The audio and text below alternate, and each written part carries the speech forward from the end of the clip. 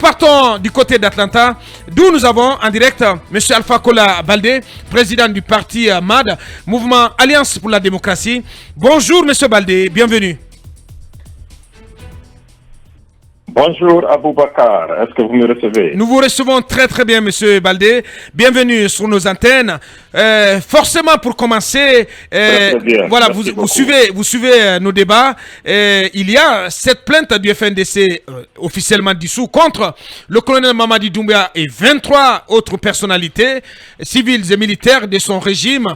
D'abord, qu'est-ce que vous pensez de la dissolution du FNDC et malgré cet état de fait, ce mouvement donc continue ses actions sur le terrain et il appelle à une manifestation pour après-demain, jeudi 16 février. Qu'est-ce que vous en pensez? Très très bien, merci encore une fois Aboubakar. Je dis bonjour à l'équipe, bonjour à Daralabé et bonjour au peuple de Guinée. Votre question elle est très très intéressante et elle contient beaucoup de sous-questions. Vous avez parlé du FNDC dissous, vous avez parlé des questions juridiques, vous avez parlé des manifestations. Et donc, vous allez me permettre de toucher ces différents points à travers les différents angles. Allez-y. Mais dans un premier temps, je vous demanderai de me permettre de faire, disons, une petite rétrospective historique un peu pour planter le décor avant de rentrer dans le sujet véritable. Parce que vous savez, Aboubakar, le mal, il se traite à la racine. Le mal, je dis bien, se traite à la racine. En effet, si vous vous souvenez, en 1958, après l'accession de notre pays à l'indépendance, le président Ahmed Sékou Touré avait proclamé ce qui suit. Je cite: « Nous n'avons pas pris l'indépendance pour occuper les fauteuils laissés vacants par les colons. » Fin de citation. Nous n'avons pas pris l'indépendance, disait-il, pour occuper les fauteuils laissés vacants par les colons. Aboubakar, oui. Je voudrais vous demander, c'est quoi exactement ces fauteuils laissés vacants par les colons? Les fauteuils laissés vacants par les colons, Aboubakar, ont pour nom l'arbitraire, la discrimination, l'indignité, l'injustice, les inégalités, l'oppression, la répression, la suppression et l'exploitation de l'homme par l'homme. Voilà les fauteuils laissés vacants par les colons. Aujourd'hui, je m'interroge, Aboubakar. Je m'interroge, n'avons-nous pas fini par occuper, et confortablement occuper d'ailleurs, ces fauteuils, les fauteuils laissés vacants par les colons? Nous sommes en mesure de nous interroger.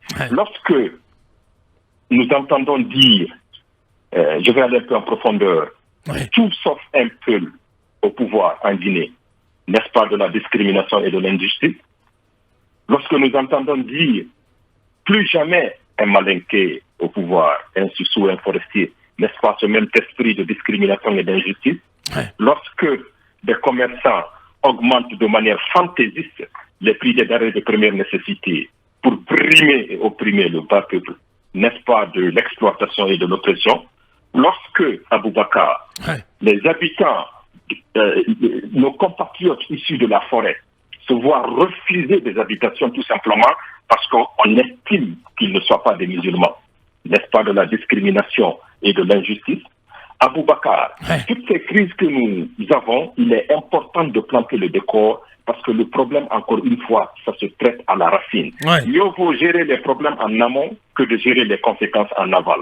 Pour finir, encore une fois, Aboubakar, n'y a-t-il pas de l'injustice et de la discrimination au sein de la nomination des hautes fonctions de l'État? Il n'y a-t-il pas de l'injustice, de la discrimination dans le recrutement au sein de la fonction publique, dans la passation des marchés publics? N'y a-t-il pas de la discrimination et de l'injustice au sein du recrutement des forces de défense et de sécurité? Alors, Aboubakar, retenons ceci. Lorsque dans une société donnée, les rapports politiques et économiques établis ne sont pas de nature libre, juste, équitable et solidaire, il n'y aura jamais, je dis bien jamais, de paix véritable. Il n'y aura pas de cohésion sociale, il n'y aura pas de stabilité. Le semblant de paix, je dis bien le semblant de paix, de cohésion, de stabilité ne durera que le temps qu'il faudra pour que ceux-là qui se sentent marginalisés, discriminés, puissent se mobiliser, s'organiser pour une résistance. Depuis que le monde est monde, Aboubacar, pour finir, l'arbitraire, la discrimination, l'injustice et les inégalités n'a donné naissance qu'à 3 enfants. La révolte, la révolution et la rébellion. Alors, Aboubacar, la Guinée est assise sur un volcan. Il faut qu'on se le dise, il ne faut pas se leurrer. Un volcan qui peut entrer en éruption à tout instant avec des conséquences à la fois imprévisibles et incommensurables. Je dis bien que la Guinée est assise sur une bombe à retardement. Nous pouvons diffuser cette bombe. Mais pour diffuser cette bombe, nous devons, n'est-ce pas, avoir cette volonté réelle et véritable de faire en sorte que tous les Guinéens soient mis au même pied d'égalité et qu'il n'y ait absolument aucun sentiment d'exclusion, d'arbitraire, d'injustice, de discrimination et d'oppression et de répression. Donc, c'est en ce sens qu'on peut, à la suite de ce que vous dites, on peut penser que vous estimez que le FNDC, quoique dissous, est en droit de se faire entendre. En tout cas, de faire entendre sa voix qui est celle de la contestation, de la façon dont la transition est gérée, est menée, est conduite. Maintenant, parlons des manifestations, justement. Encore une fois, comme je vous l'ai dit, tous les problèmes, toutes les crises sociopolitiques que nous avons connues ne sont que les conséquences de ces mots que je viens de citer là. De l'indépendance à nos jours, nous n'avons traversé absolument aucune crise qu'on ne peut pas retracer, n'est-ce pas, à cette racine, à l'une des 4 racines que je viens de citer. La discrimination, l'arbitraire, l'injustice ou les inégalités. Si certains Guinéens se sentent exclus d'un processus ou marginalisés, comme je l'ai dit, naturellement, cela aura des conséquences. Maintenant, vous avez parlé de cette question de manifestation et je voudrais également porter un regard par rapport à ça. Voyez-vous, je vois cette question de manifestation sous 2 angles. Le premier angle, c'est la question du principe. Le deuxième angle, c'est la question de l'opportunité. Parlons du principe. Aboubacar, le droit de manifester est une manifestation du droit à la liberté d'opinion, du droit à la liberté d'expression et du droit à la liberté de réunion. Ces droits sont inaliénables, Aboubacar. Incontestablement, et cela dans tous les pays du monde, une manifestation n'a pas à être autorisée. Elle ne demande qu'à être déclarée aux autorités compétentes de prendre les dispositions pour encadrer. Les Guinéens que nous sommes, Aboubacar, nous sommes jaloux de notre liberté. Nous sommes jaloux de notre liberté. N'avons-nous pas dit que nous préférons la liberté dans la pauvreté à l'opulence dans l'esclavage? Bien entendu. Et donc, le Guinéen, il est jaloux de sa liberté. Alors, tout dirigeant guinéen, Aboubacar, qui pense pouvoir restreindre les libertés du peuple de Guinée va droit au mur. Pourquoi ne pas résoudre les problèmes en amont plutôt que de chercher à gérer les conséquences en aval? Nous pensons, je pense, que nous devons tous d'ailleurs, je ne parle pas simplement des autorités, de la société civile ou de la classe politique, nous devons tous honnêtement, dans ce contexte historique, privilégier le dialogue, la force des arguments et non l'argument de la force. Mieux vaut convaincre que de contraindre Aboubacar. Et nous devons accepter la contradiction dans une démocratie. Victor Hugo ne nous disait-il pas que la guerre, c'est la confrontation des armes et la paix, c'est la confrontation des idées. Et donc, la lutte des contraires, la négation de la négation, je dis bien qu'elle est indispensable pour toute démocratie, elle est indispensable pour tout progrès. Maintenant, par rapport à l'opportunité de la manifestation. Aboubacar, si nous disons oui au principe, nous disons non à l'opportunité.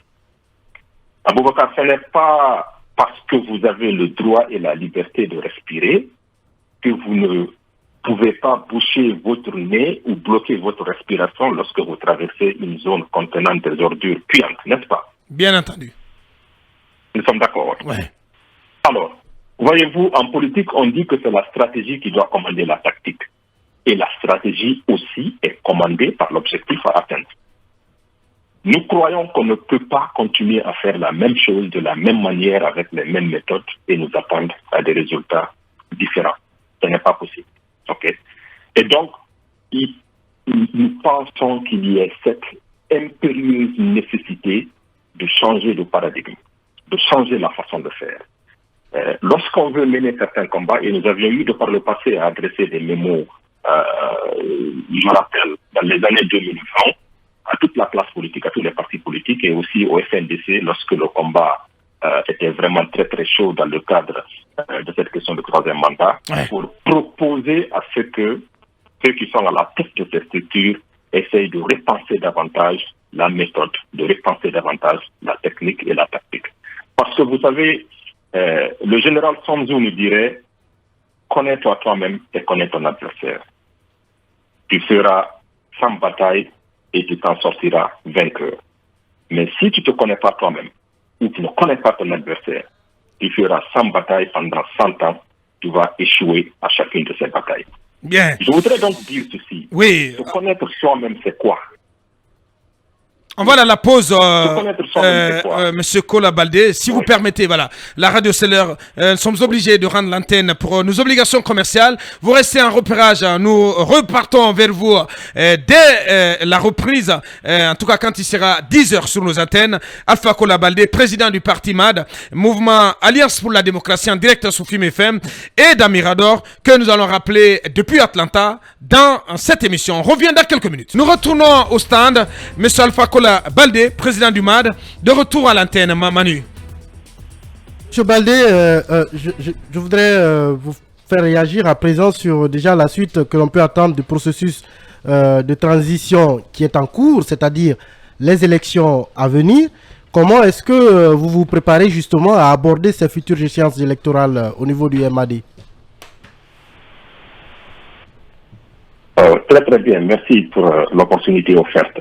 Alors, vous savez, le MAD, entendez, Mouvement Alliance pour la démocratie, c'est un mouvement conscient, une conscience en mouvement.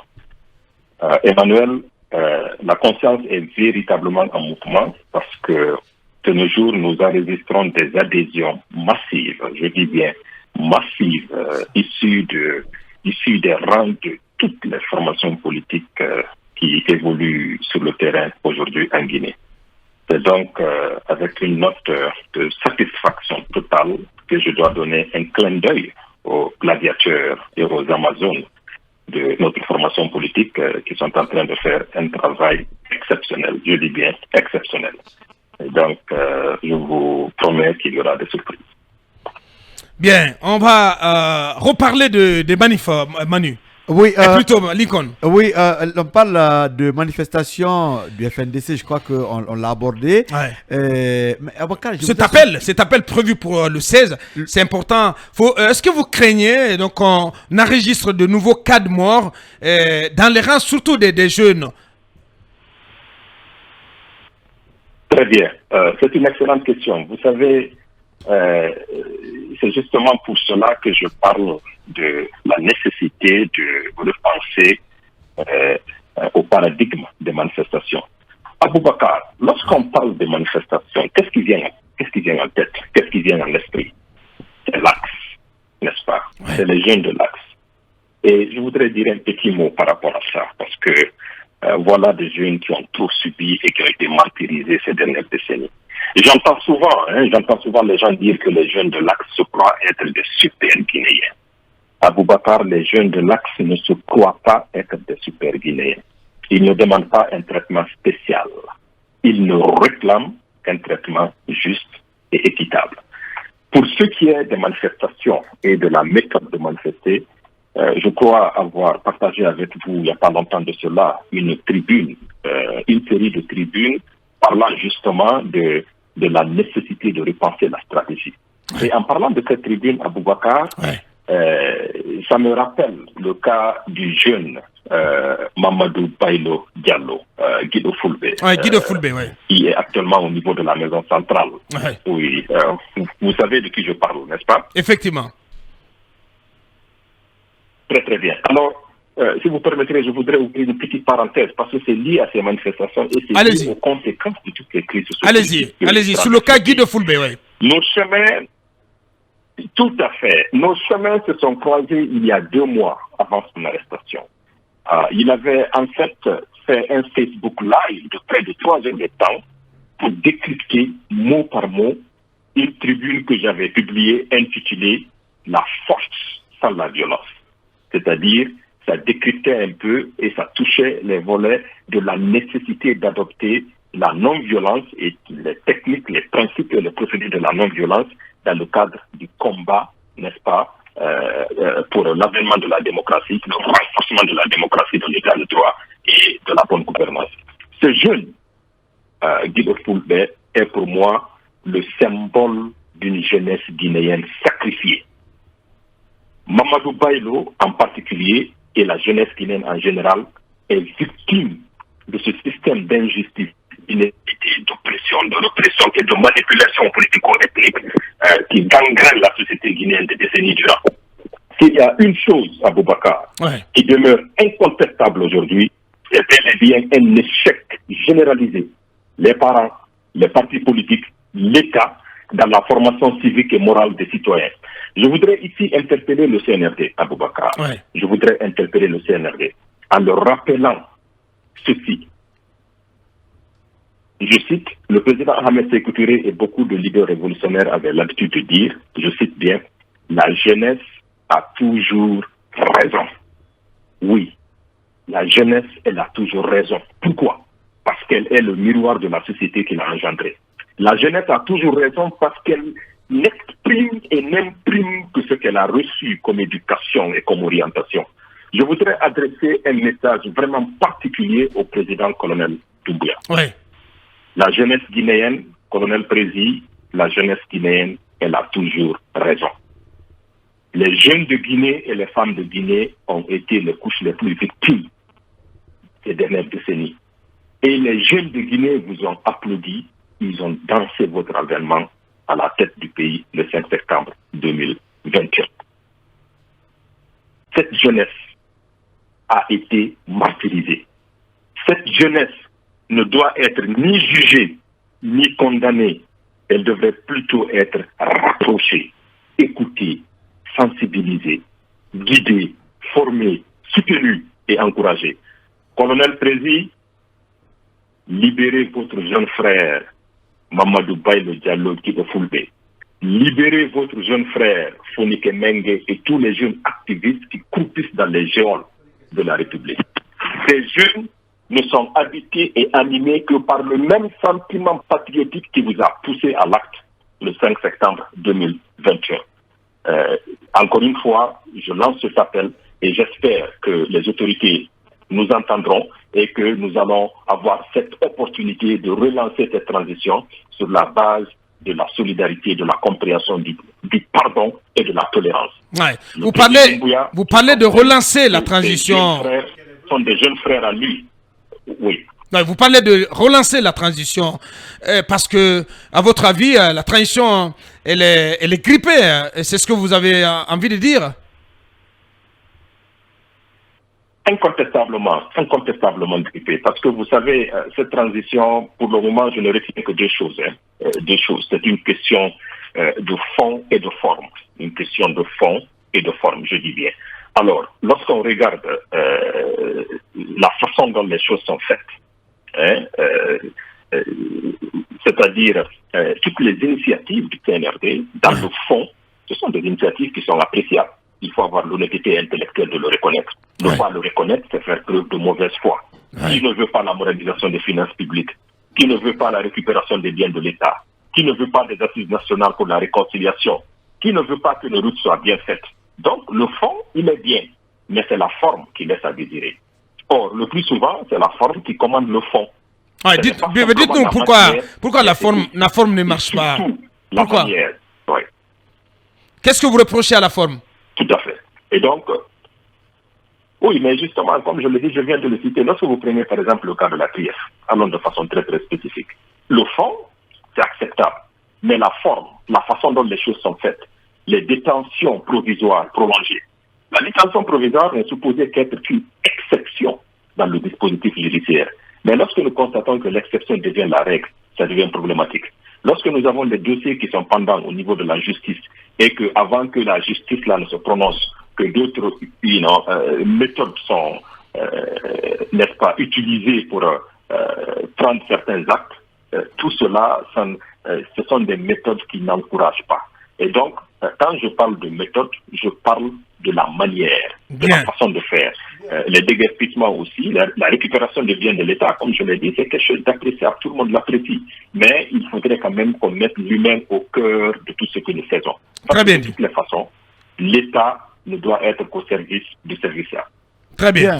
D'autres questions sur le dialogue, Président? Oui, sur le dialogue. Le gouvernement guinéen ferme la porte à toute autre session de dialogue après le dialogue politique interguinéen tenu et qui s'est achevé sur des recommandations. Quelle est aujourd'hui votre position? Quel est votre avis sur la position qui a été prise notamment par le gouvernement? Pendant que d'autres voix s'élèvent, M. Kola Baldé, comme celle de l'ambassadeur des États-Unis, mais aussi celle du président du CNT qui appelle, en tout cas tous les acteurs, y compris le gouvernement de transition, qui a à sa tête le coordinateur même de ce cadre de dialogue, qui appelle donc tous ces acteurs à aller à plus d'inclusivité. Si je m'abuse, vous avez participé au dialogue de novembre-décembre 2022 ici à Conakry. Pour vous, d'autres sessions de dialogue doivent-elles pouvoir se tenir pour permettre notamment à des grandes formations politiques, à des grands courants politiques de notre pays comme l'UFDG, le RPG Cancel et l'UFR de pouvoir s'exprimer, de venir en tout cas dire ce qu'ils pensent de la conduite de la transition et de la façon dont le pays devrait retrouver le chemin de la normalité? Très très bien. La question du dialogue. Aboubakar, effectivement, nous avons pris part au dialogue. Mais avant de prendre part au dialogue, nous avions un préalable, et un seul préalable, qui consistait à faire en sorte que le respect de la dignité humaine soit quelque chose de plus au sérieux. Et donc, lorsque les facilitatrices sont venues nous rendre visite au QG du MAD, elles sont venues pour nous dire que, effectivement, notre préoccupation allait être sur la table de discussion. Et donc, sur cette base, nous avons participé et nous nous sommes fait entendre là-bas. Et je pense que dans les résolutions qui ont été prises, nous avons contribué à faire en sorte que cette question du respect de la dignité humaine occupe une place centrale. Au-delà de ce préalable, nous avons dit que ce dialogue devait s'articuler autour de 3 points. 1, c'est la responsabilité. 2, c'est la transparence. Et 3, c'est la participation. La responsabilité, pourquoi? Parce que nous estimons que nous n'avons pas pris l'indépendance, encore une fois, juste pour faire semblant. On n'a pas pris l'indépendance pour vivre dans l'abondance de la dépendance. C'est-à-dire que le corollaire de l'indépendance, c'est la responsabilité. C'est pour dire qu'il faudrait qu'en tant que Guinéens, que nous parvenions à nous asseoir, à discuter et à trouver des solutions guinéennes aux problèmes guinéens. Donc ça, c'est le premier aspect de la responsabilité, c'est-à-dire que nous ne sommes pas pour que d'autres instances supérieures viennent nous dire ce que nous devons faire. Encore une fois, nous devons trouver ensemble, en tant que Guinéens, les solutions guinéennes adaptées à nos réalités. La transparence. Nous nous sommes dit qu'un dialogue ne peut être vraiment utile et productif lorsque tout se fait dans une transparence totale. C'est pourquoi nous avions donc proposé alors la mise en place des différentes commissions qui allaient débattre dans la transparence et ensuite maintenant que les résolutions soient prises. Et nous sommes satisfaits de constater quand même que le CNRD avait adopté cette approche par rapport à la question quand même de transparence pour les débats qu'il fallait tenir. Le dernier aspect, c'est cette question de participation. Aboubakar, la démocratie, pour qu'elle soit effective, elle doit être affective et participative. Pour qu'elle soit solide, elle doit être solidaire. Et donc, la participation voudrait dire qu'il faudrait donner cette opportunité à tout un chacun de participer, et d'où la notion de l'inclusivité. Et donc, le dialogue, pour nous, je l'avais dit la dernière fois, le dialogue, c'est le médicament de la crise, et le dialogue permanent, c'est le vaccin du conflit. Et donc, un dialogue, il n'y a pas de fin de dialogue parce qu'il n'y a pas de fin au problème humain. Il n'y a pas de fin au problème d'une nation. Il n'y a pas de fin. Et donc, nous sommes favorables à ce que les conditions soient réunies pour que nous puissions ensemble en Guinée nous réunir. Aboubacar, vous savez, il y a un autre changement de paradigme qui est impératif en Guinée. Oui. Nous devons sortir de cette notion qui consiste à croire que pour que Paul gagne, il faudrait nécessairement que Pierre perde. C'est-à-dire. Bien. Et non, nous devons aller vers le gagnant-gagnant. Il y a quelques petits soucis de liaison avec notre invité, Alpha Kola Baldé, que nous allons essayer de rappeler pour conclure cette interview. Vous venez de l'entendre, hein, voilà, on a encore 3 minutes avec lui. Allez-y, très rapidement. Je pense que sa posture est assez pertinente du point de vue assemblage des théories. Et je pense que c'est un discours qui peut aussi apaiser. Il peut apaiser des esprits qui sont soit des victimes ou en tout cas ceux qui sont prédisposés à être dans la lutte. Mais je trouve le discours assez bien. Très bien. Ouais. Manu, oui. Très pertinent, très réfléchi sur des questions, je pense, assez importantes aujourd'hui. Il a des réponses, des propositions assez pertinentes. Et je pense que il a une approche surtout efficace et moins coûteuse de la gestion des crises. Parce que quand vous l'entendez notamment sur la notion de non-violence, ça c'est quand même une théorie aujourd'hui qui est partagée par bon nombre de Guinéens pour dire que il y a beaucoup de combats qu'on peut gagner sans forcément mourir en tentant de les gagner. Et je pense que il fait partie des voix aussi, peut-être qu'il faut entendre dans cette transition. Bien, et on va essayer de conclure cette interview avec lui. Alpha Kola Baldé, président du parti MAD, de retour à l'antenne pour prendre les dernières questions. Vous allez les poser et voilà, et il va conclure là-dessus. Allez-y. Alors, monsieur Baldé, 2 ans de transition obtenus avec la CEDEAO sur la base d'un accord, est-ce que vous y croyez, surtout quand récemment Mamadi Doumbouya lui-même prend l'engagement ferme de ne pas faire un jour de plus au-delà de ces 2 ans. Et je rajoute une autre question. Le gouvernement, évidemment, du CNRD qui semble être concentré actuellement sur des chantiers dits de la refondation, des grands chantiers qui ont été lancés ci et là, et beaucoup d'autres sont annoncés. Par exemple, la 2x2 voies Amdalaï Symphonia. Alors, quel est votre regard sur ces chantiers dits de la refondation? Voilà. Sur la durée de la transition, la durée de 2 ans, et sur ces grands chantiers ouverts par le CNRD ici et là. Oui, écoutez, pour ce qui est de la durée de la transition, nous avions proposé au départ 24 mois. Donc, je pense que ça rejoint un peu ce que nous avons eu à dire. Et je dois préciser que la dernière réunion du CPP, si vous vous rappelez, le collectif de partis politiques qui avait réuni l'essentiel de la classe politique au départ, la Guinée gagnante que je préside est une coalition fondatrice de ce collectif. Et donc, dans les débats, ceux qui avaient participé savent effectivement que nous avons dit que quoi qu'on fasse, il faut qu'on s'entende sur les 24 mois et que nous évitions de créer des conditions qui allaient encore mettre des bâtons dans les roues qui ne feront que prolonger. Nous allons passer 1 année à débattre et ensuite nous allons nous entendre. Pourquoi ne pas, dès le départ, nous entendre sur ça et puis aller valider cela. Maintenant, pour ce qui est justement des routes, comme je le disais tantôt, des grands travaux. Je ne veux pas qu'il y ait... Si vous me permettez, il y a l'engagement de Mamadi Doumbouya. Oui, je demandais, est-ce que vous croyez à l'engagement que Mamadi prend en plus des 2 ans, qu'il ne fera pas un jour de plus. Est-ce que vous y croyez? Et là, à ce niveau, je comprends d'abord qu'il y a un petit... Eh bien voilà encore quelques soucis. Et malheureusement, voilà, nous sommes pris par le temps. Et toutes nos excuses à nos auditeurs pour ces soucis techniques qui ne nous permettent pas donc d'aller au terme de cette interview avec M. Alpha Kola Baldé, président du parti EMAD. Ce n'est que partie remise. Il reviendra dans cette émission quand ce sera nécessaire, quand ce sera opportun. Mirador continue.